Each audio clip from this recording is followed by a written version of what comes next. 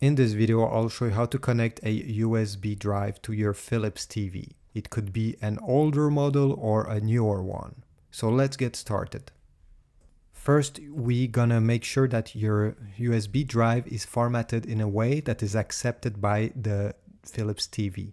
I suggest FAT32 or NTSF.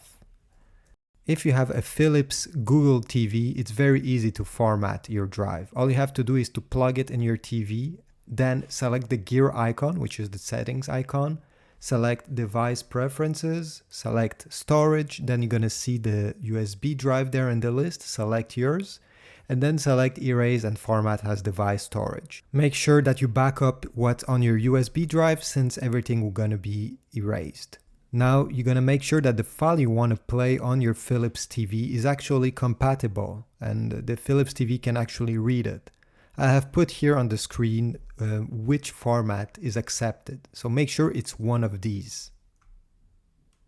Now it's time to connect the USB drive in the back of your Philips TV. Please find the USB port. It should be really close from the HDMI ports. So you're going to insert the USB drive there, make sure that it's connected snugly. Okay. Now, depending which kind of Philips TV you have, if you have a Roku Philips TV, you're going to select Roku Media Player on the home screen. Then you're going to select your USB drive, the name should appear there. And then finally select video, audio, or photo, depending on what you want to watch. And then all the files will appear on the screen. If you have an Android Philips TV, then you're gonna press the home button on your remote control. You're gonna see apps there, mostly on the left side.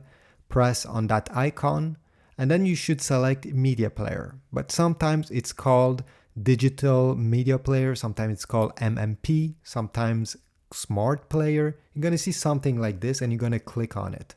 If you don't see it, don't worry. On the right side, there should be a plus symbol. Click on that and more apps will show up, and then you'll be able to find that app and just click on it. Then you're going to select video, photo, or audio depending what you want to watch, and then all your files will be displayed for you to select. If this doesn't work, and it's okay, what you're going to do is disconnect your Philips TV from the wall socket and wait 5 minutes. During that time, I want you to find the power button and press on it during 30 seconds.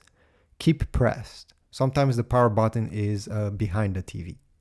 Then when the time has passed, reconnect it to the wall socket and it should work.